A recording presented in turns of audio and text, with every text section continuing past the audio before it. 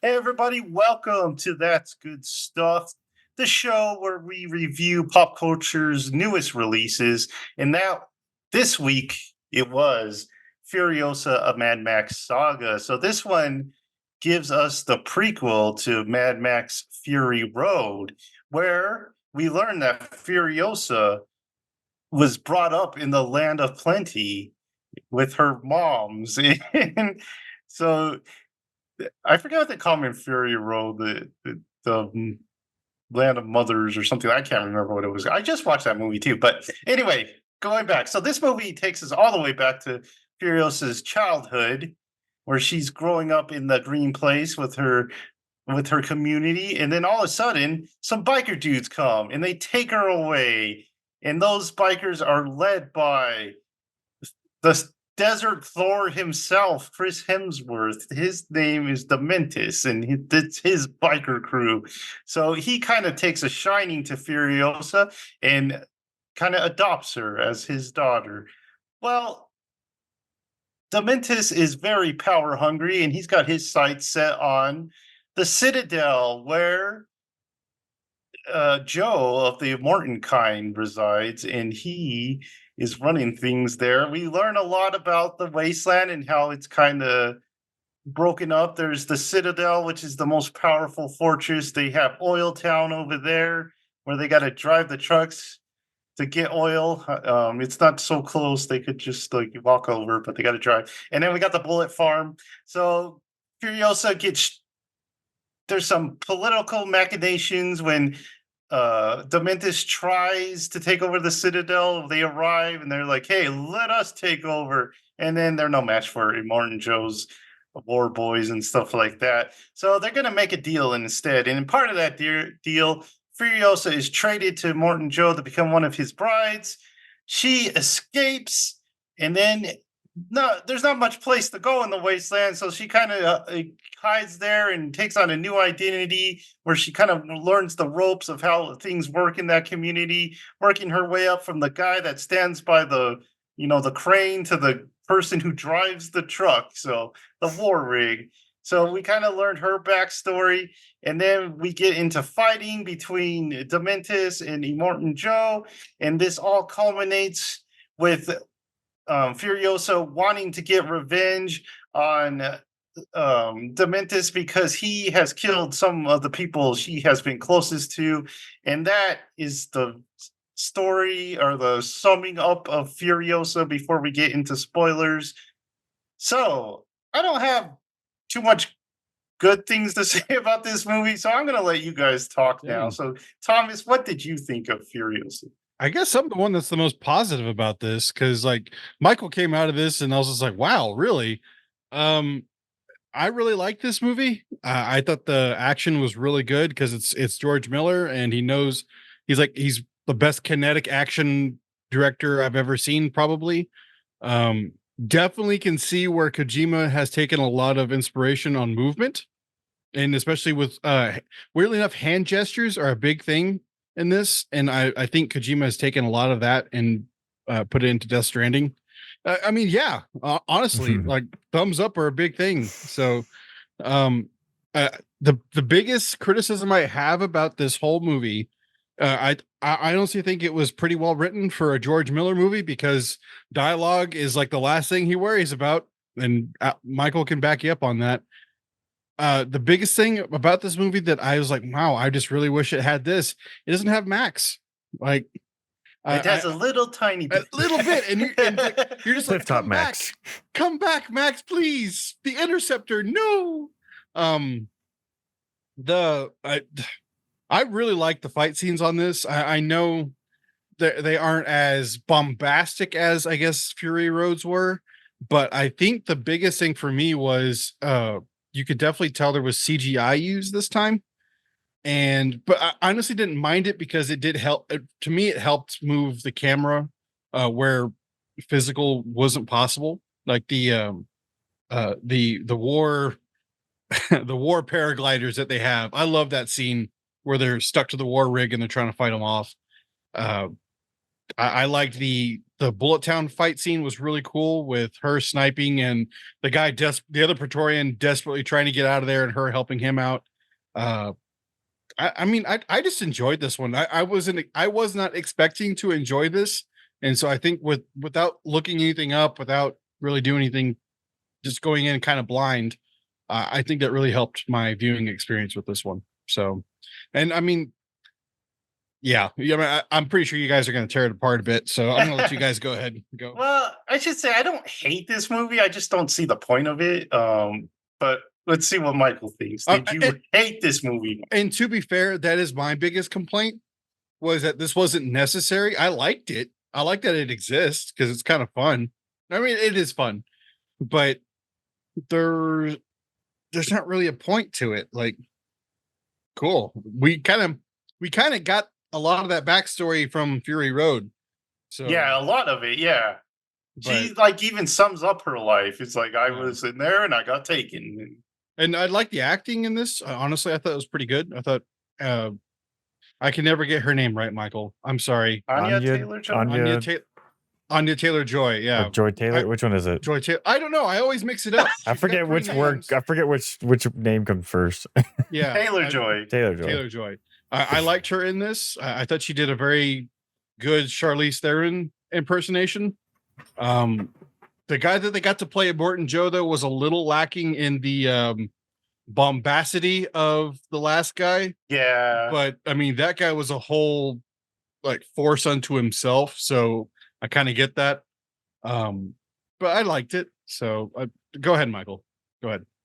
I definitely didn't hate this movie, like Joseph said. I just didn't, and it's not even like I don't even see the point. I mean, it was a prequel, so you go in expecting what it is. Like, I'm like, oh yeah, I forget she said she was from some place that she was trying to take all the little women to in Mad Max.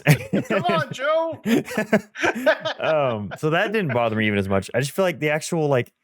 So one of the things I was saying that came out is I didn't feel tense basically this entire movie. Yeah. Like a lot of Mad Max is like quick cut snapshotting. Like I was describing Thomas, one of the moments that stood out to me was whenever Anya Taylor-Joy's character starts fighting with that truck driver man with the paint on his forehead, and she jumps into the seat next to him, and one of the paragliders guys you can kind of see coming around to her window, but he goes and he shoots someone outside the window over there, and the camera just like slowly pans to him doing that and then slowly pans back, rather than if it was Mad Max it would have been pow and then snap and she would have been pulled out. But it was like she was pulled out and I was like, I saw that coming, and it just that I felt no tenseness throughout, like, but basically all of the combat chase scenes or any of it like. But like Thomas says, I did like the you have to bring the creative to this world and have the paraglider things with little fans in their backs. I love that design. It was so cool. And then having the weird like spinning butt of the truck and it like caught it, and then the Billy Bong. I have no idea. Something knocker. Yeah. But then it like swirled up his little like paragliding sail thing. This was just trailing behind. I thought that was a very visually pleasing thing. The tentacles thing, I was like, that looks something just like out of Death Stranding. Yeah, 100%. Octoboss. Yeah. Another thing I feel like I feel like what Fury Road does so well to keep it interesting is how against everyone is. Like you meet Mad Max meets Furiosa. They try to kill each other basically the entire movie. All the younger girls are trying to kill everyone else. Everyone's trying to kill each other. And this one, everyone's like, oh yeah, I'm gonna take a girl. You can be friends with us. La la la. And then she's like, oh, yeah. I'm gonna fall in love with truck driver boy. We're gonna be friends. La la la. I'm like, there was no that built so much tension in Fury Road for me. Where in this, I'm like everyone hates each other. They always are pointing guns at each other and always try to hurt each other. And this one, they're like, yeah, sit up front with me. It's all good, young lady. I'll teach you my ways. I don't know. That's another thing. A lot of people have been saying like Praetorian Jack is their favorite character from this movie, just because he's kind of like a Mad Max. Because he's basically Mad Max. That's honestly what he was. I didn't really like his character just because, like, why is this guy so nice? He's like, is that nice truck driver boy? Yeah, 100%. I was like, I was like, who are like? I kept expecting some character term with it, but no, he's just like this angel boy that takes her with her. Yeah, when he was walking down the road, like after he parked the war rig in the leather, and he had like his gun. I was like, okay, I mean, why couldn't we just have Max? Because that right there is Max's profile, like right there. It was so weird. This movie really wants Max, and it gives us this guy, and it gives us that little little cameo, like where he's just eating spam out of a can. Dude, that scene was so like amazing and depressing at the same time because I'm like, I love that, but it's depressing that he doesn't come back in the movie or something. He's right there. He's right there. Let's see. So yeah, so the characters really like even Furiosa. I liked Furiosa as a character, but in this it was just kind of it felt like things needed to happen because of the movie. Like I forgot that her arm was gone on the one, so like you had to have the Yeah, moment I where did her too. where I her was like, tattoo "Oh, was yeah." there, and they had to take the tattoo off, so the arm had to go. Which I guess Ben was saying that George Miller had this planned out before he even finished Fury Road and pre-production whatever. So I guess he had all this planned, but it's just one of those things that's just like feel like things need to happen because of Fury Road, and so I'm just waiting for those. Like even like the pseudo big truck they take in Mad Max, it's like this silver shiny. I thought the silver shiny one was going to be the same one, and then it was just going to be Yeah, I did aged. too. I was like, that kind of makes sense. And I also was confused because I don't know anyone's name, so I thought Thor. I'm just gonna call him Thor. I thought Thor was the white haired guy, but younger at first. Because he, he has the white thing there, and then he met him. I was like, oh, so these are different people because I don't know anyone's name except for Mad Max Furiosa. And then I thought something else. There was another one that I can't remember what it was. There's someone I was like, oh, you're not that person. Okay. I don't know. This movie, like I said, it just didn't hold tension for me. I still think it was beautiful. It was a beautiful movie. The pacing was a little strange. There were a couple time jumps that I had to kind of catch up on. Like whenever they're like, I'm going to teach you. And then she knows everything. I was like, oh, we've taken a time jump, but I didn't get that. I'm rarely a fan of chapters in movies. Like to actually display the chapter, it really usually just makes me realize the time of the movie. And so whenever this started doing chapters, I'm like, oh, I do not like that. I'm the exact opposite. Really? You like that? I love chapters. That's I'm something trying like a to think personal of a thing. movie that does it and is good. Doesn't like Kill Bill do them? Never seen it. Yes, and Hateful Eight does it really well. Hateful Eight does do it well. And that feels like you're kind of in this like a book almost with Hateful Eight. Like you feel like you're just reading this whole time book. There's a part in BoJack Horseman that I always laugh about it. He's like, this is called Chapter 1, not episode 1. Chapter 1. You know, like we're reading a book basically, and I just laugh at that because I feel like you are being pretentious when you put chapter in front of something, but it does honestly make it feel better for me because I feel like, oh, it's a chapter in a story. I get it instead of just an episode. But I like those. It probably does fit this movie better because they try and do time jumps, but I feel like there was one missing in between that time where she learned, where he said he was going to teach her, and then she knew everything. I was like, we could use a chapter break there, so I knew time passed. Maybe there was, I don't remember. This is also the most time in a Mad Max movie that's been ever true. Spent, like over because in like each movie is basically a self-contained story, and what's really weird about all the other Mad Max movies is that they have the character Max, but none of them are related to each other, even though that first one's crazy because it just looks like they're in suburban Australia. Well, okay. And I told Michael about what Jared said to me the first time he ever watched it. He's like, I didn't know that was post-apocalyptic. I thought that was just Australia.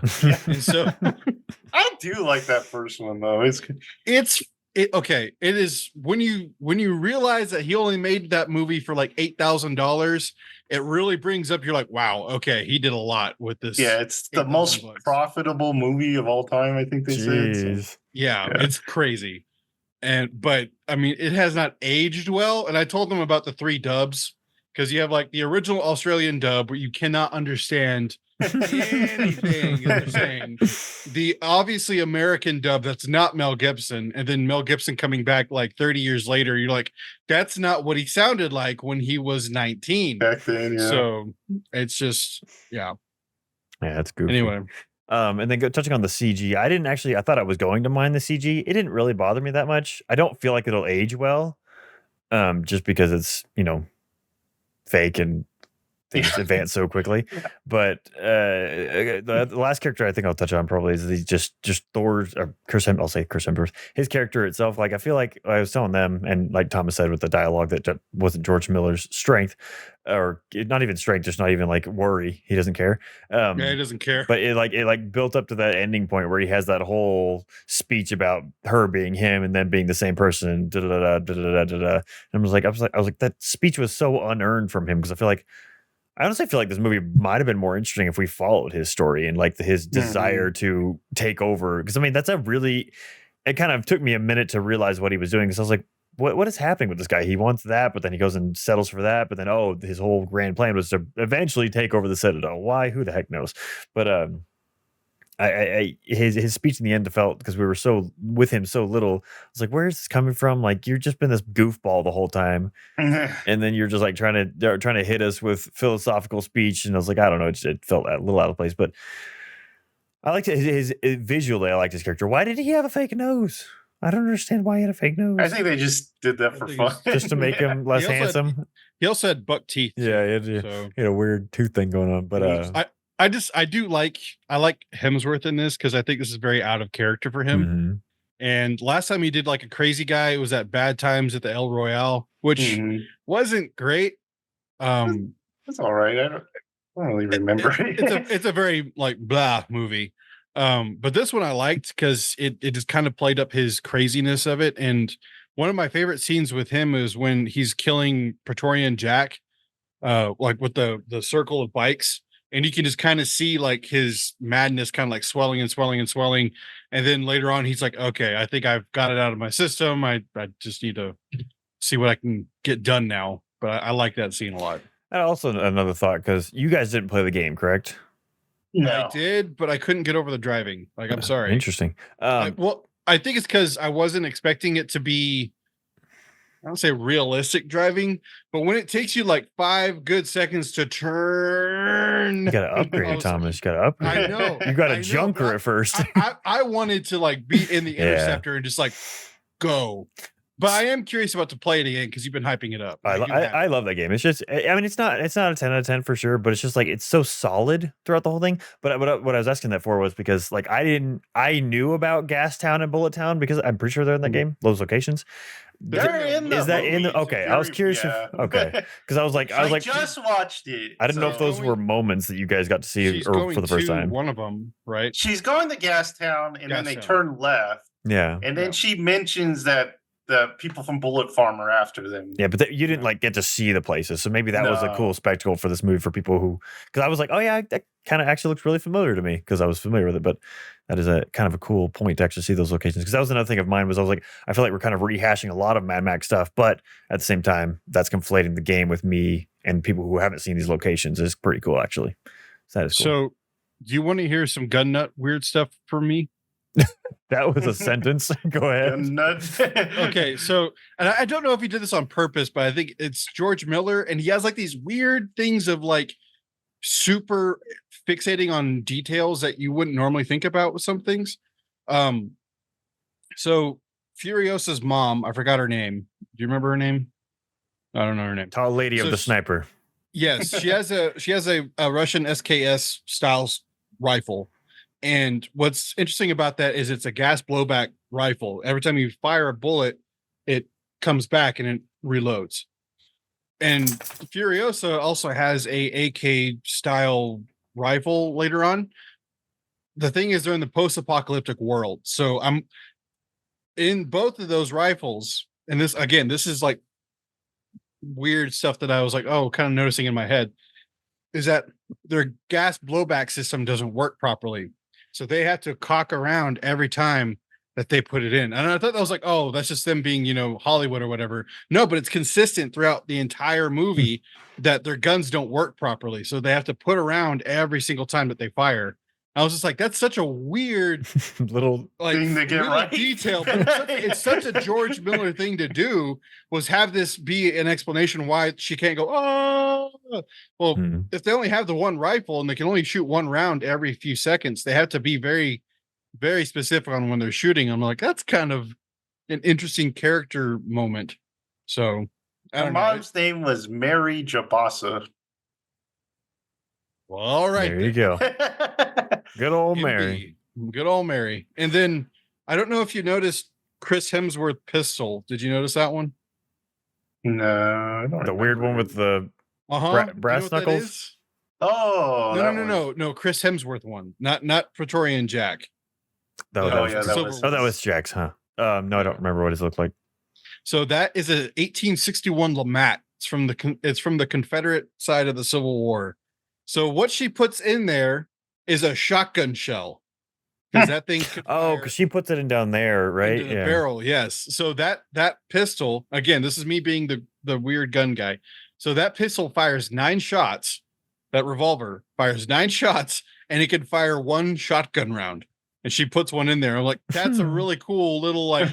He even says that rat shot's gonna blow my brains out. But that's what do you call it? Snake shot is what she's putting in there, and it's like little bitty shotgun shell. So, Where did he get that gun? Where did he get that gun? Yeah, but the fact that she had the 410 little shotgun shell to put in there, but the fact is that he drew attention to her putting that shotgun shell in there. I was just like, I was wondering. I was like, what kind of gun is that? When I was watching it, like, why did he put these weird little gun details in this massive movie? But my brain looks at the guns. I was like, I'm kind of nerding out right now, and this is a weird thing to nerd about in this movie. So it's a very odd. When I was watching Fury Road, the guy, I think it's the Bullet Town guy. He's got like the Striker submachine guns when he's firing. So I was like, oh, those are from Call of Duty. Technically, those are MP5Ks. They are, but they can't use the name in Call of Duty. So. Oh yeah, that's true. Licensing. Yeah. All right.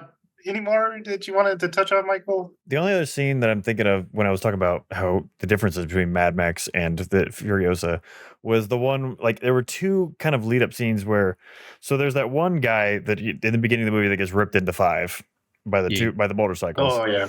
And the scene kind of pulls up because like this is when I first started noticing the differences, because if it was Mad Max, it would have shown, like in my mind, it would have shown like the ground and the dude running, and like you just like the tension building from like, oh, what's this dude so scared of? But it's just like the whole time it's just this upper shot of just running, and the bikers go casually around him. But like in my mind, like that's when I first realized, I was like, why? Like if you were just showing him running, one, you don't see anything, you don't see what's going on, you don't see he's running toward a cliff, you don't see anything, you don't see there's bikers coming up behind him, whatever. And then have like just the noise of the bikers going. It's just like that lack of tension, like especially in that scene, like you are first getting introduced to Chris Hemsworth's character. You don't know that he's kind of I mean, he is competent, but he's ridiculous, and I feel like a little bit lucky competent, or manipulatively competent, we'll say. Fails upwards. Yeah, fails upwards. And so like you could have really put in a little bit of intimidation and fear into him, but I felt like they just kind of made him a joke the whole time, which I didn't like. I would have enjoyed a little bit more. So like if that scene was shot slightly differently where you don't really know what's happening, then he walked in and I don't know, I just feel like the whole thing was kind of, there were a lot of one take shots rather than Mad Max where it was like snap, snap, snap, snap, snap. Yeah. When I was watching Fury Road, I really noticed it that snaps like music crazy. Video, music videos cuts. But what I was gonna say about that was, I think you're right. I do like the part when they're trying to get into Gastown and they won't let them in the gates because they think it's a trap. So he's like, okay, make it look real. And he like starts killing their own guys, and the guy gets mad at him. Yeah. So like a little bit more like that, I think would have made him more menacing. I think I like the opening chase scene with I did like that Mary, whatever her name is. Sorry. Bobassa. I loved how she took down the guys, but weirdly enough, I like how the biker gang moved every single time that they would have like a casualty or whatever. They would stop their bikes, take a look at the situation, adjust what they were doing, and then continue on. I was like, that's kind of interesting how to think about that. Just because like, they stripped the bike, put the tire on there so they could hide themselves in the cloud. Yeah, that was a very cool touch. I was like, this is a very interesting way to think about things. And I don't know, it's just that again, it's George Miller, and so the way he draws attention to things, and you're just like, okay, my eye is supposed to go right there. I understand that, but it makes sense in the moment. So I don't know. It's a very good scene. Yeah, I like that a lot. Where they're like, there's snipers. I'm like, what the heck are they going to do? Because they're just like hiding on the bottom of the hill, but they end up the tire dragging behind, and then even copy that later where they're trying to hide that there's a convoy going to Gastown, and they're just dragging crap through the thing. That's a detail for when they're going from Gastown to like surprise the Citadel, was that they were shooting water down below, or I guess gas, to hide the dust. I was like, that's a small detail. Oh, is that what it was? I thought it was like to solidify so they weren't like getting stuck in that loose sand, but maybe it was to hide it. So the sand wouldn't go up, because then they had the opposite one where they were dragging the sand to to fake out that they were leaving the Citadel. Which I wish we got to see more of the 40-day The war yeah, I that was gonna was- ask you yeah. about that. I was The gonna ask you flashes. about that. Yeah, which I mean, I understand you can't have a whole other movie about a war inside of a war, but I mean, I would have made it a week because he does have to like build an arm and stuff like that, Yeah. build a car and everything. So make it like maybe a week and then she goes and fights. But yeah, I didn't like that part just because it just seemed like so this movie has very bad prequelitis. You know, it's everything bad about a prequel is in this movie. It feels like George Miller turned his name to George Lucas for a minute, and he's like, you know, I don't know. okay, it's not that bad, Joe. I would say it's that bad, but There was no Jar Jar Binks, sir. There was no Jar Jar Binks. Yet. you can tell he really loves this world. He really loves these characters. He really loves Furiosa, so he wanted to make this movie. I don't hold that against him. If I had that much money and the studios threw it at me, I'd be like, yeah, let's do this. That's the thing. I don't know how much money he got for this one. Do you know? It cost a lot because I know because they're not going to make a lot of money. I think it's like 160 million or something like. That's still not okay. And I know that sounds bad. that. That's still not a ton of money In today's compared climate, to other in movies. today's like blockbusters. Now, granted, Fury Road he also made for almost nothing, really. I mean, he has a really good track record of having no budgets, no scripts, really, just a storyboard, and still like having a fantastic project. So I don't know. What was I going to say? So, like, there's stuff that bothered me. There's stuff I did like. Like, I liked a lot of the wide shots they took, like when the truck is driving and you can see the battle going on the Yeah. truck. I really like that. And the fighting was pretty good. The action's always pretty good with George Miller. The CG, I did kind of notice it. It looked like a video game. It looked like you were watching a video There game were at times. specific times where you're like, that's real, that's real, that's real. And then like a bike will go up onto a car, you're like, that's not real. That's not real. Or a car Yeah. will flips a cool scene, but when that okay, horrible name, Piss Boy, took that bomb and said witness, and then threw the bomb, the car went off, and then the car flipped over. You're like, okay, that's a little bit of CG right there. I get that. So Yeah, there was little things that bugged me, like how did she snipe him while she was driving? Yeah, I when thought that she's she brought chasing? the white dudes with her, like the ones that Oh, were the standing war next to the boys, car, yeah. but then they weren't there. I was like, how did she do that? How did she do that? There's another thing where he's driving the war rig, but he's like using the arms on it. I'm like, how is Mhm. he doing that? They don't have guys in there doing that. So there's little things like that. But mostly it's just like, why did we need this? We don't really need Furiosa's backstory because she tells it in Fury Road.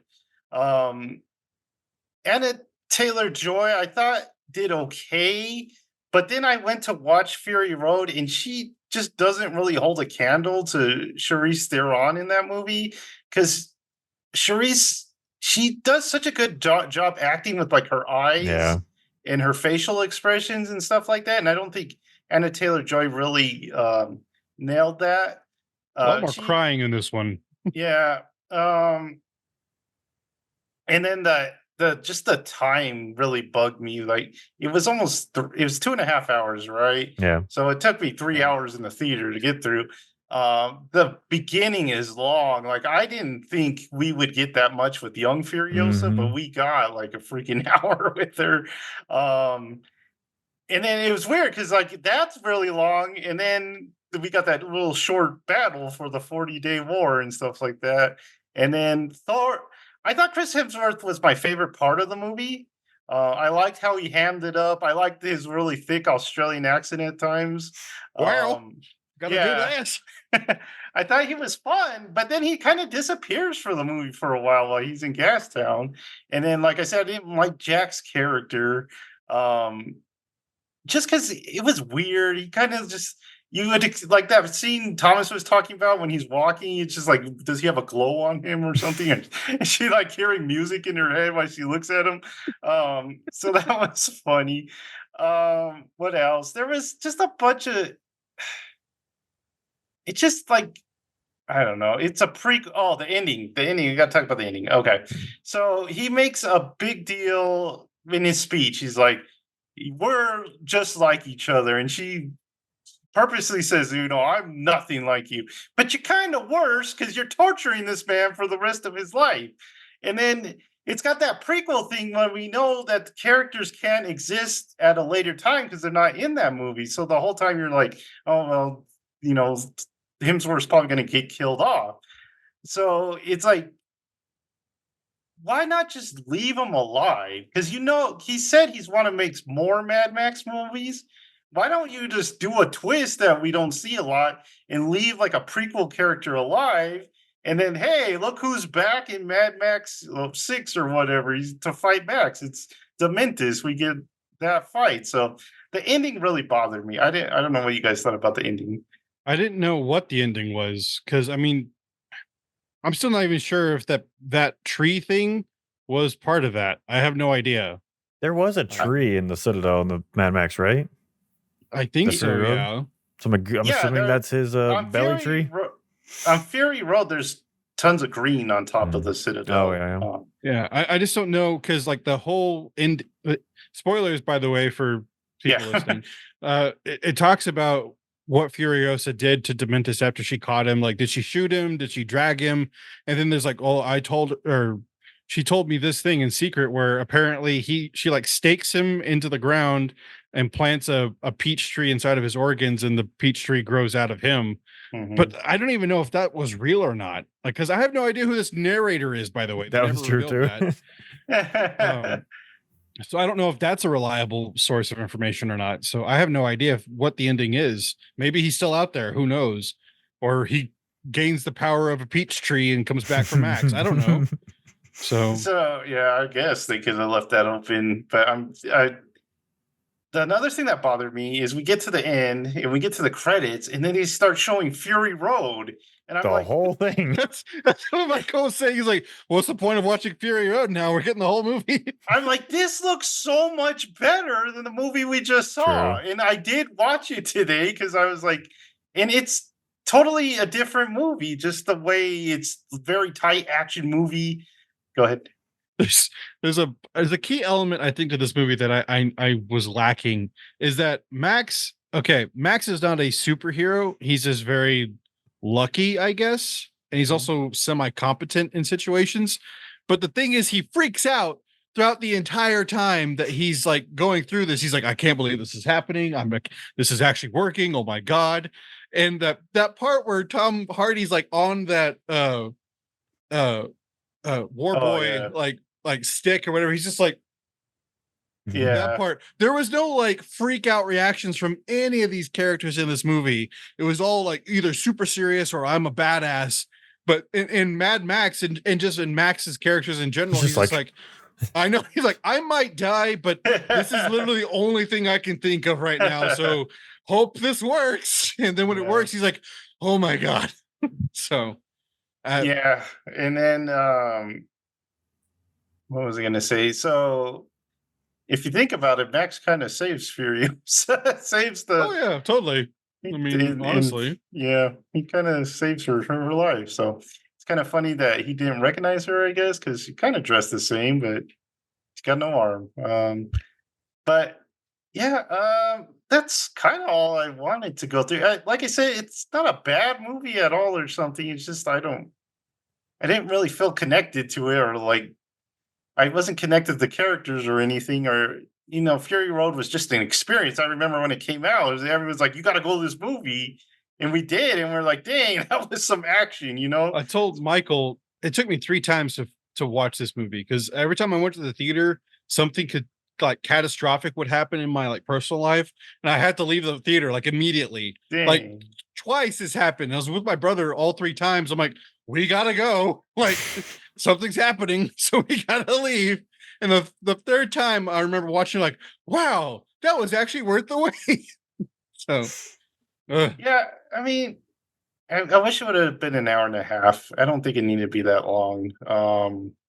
Maybe 2 hours. If you could have cut something, what would you have cut? I would have cut part of the first act. Yeah, the first 100%. Act you 100%. gotta cut down. Even though it was I found it It was fascinating, interesting, but it was just long. but it just there Yeah. was no real need for it because she covers a lot of that inside of her dialogue inside of Fury Road. So I don't feel like that was totally necessary. There was also this part where they're like trapped behind a gate. So Thor gets in a truck and he's gotta like he wants to tear down the gate. I'm like, why are we watching this? Why do we need this? Just to open the gate and let him out. And then there's another one where they kind of do a callback to the beginning scene where it was that part where she sniped them.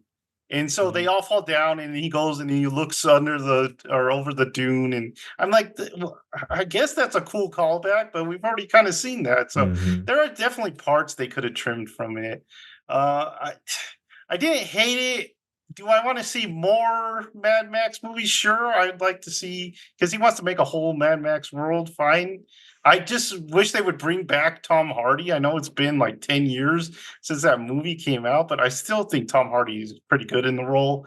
Good Lord, Um, 10 years. Holy crap. Yeah. some people have said even bring back Mel Gibson and just have like an old Max and do an old That'd be Max movie. fun. That would be yeah, that'd be fun. It'd be fun, but it would be a little problematic just in general. I mean, someone right off the point, everyone in Hollywood's terrible, so just let the guy That's in true. a movie. Except for Tom Hardy, though. He seems like such a nice person. He's got his dog and Yeah, his jujitsu. Yeah, he doesn't care. He's got his pit bulls and his jujitsu and his five guys. So, that's all he Yeah, and wants. well, I probably will watch this movie again when it comes out on streaming. So, I mean, it's not a terrible movie. Yeah, I It's agree. just not a movie that needed to be made. But so that's my opinion. You guys got any last thing to say about this? That's it. Nope. Right. So we're going to wrap it up there. Thanks for watching. Please subscribe, throw us some likes, and notify yourself for even more good stuff to come. And we will see you next time. Bye.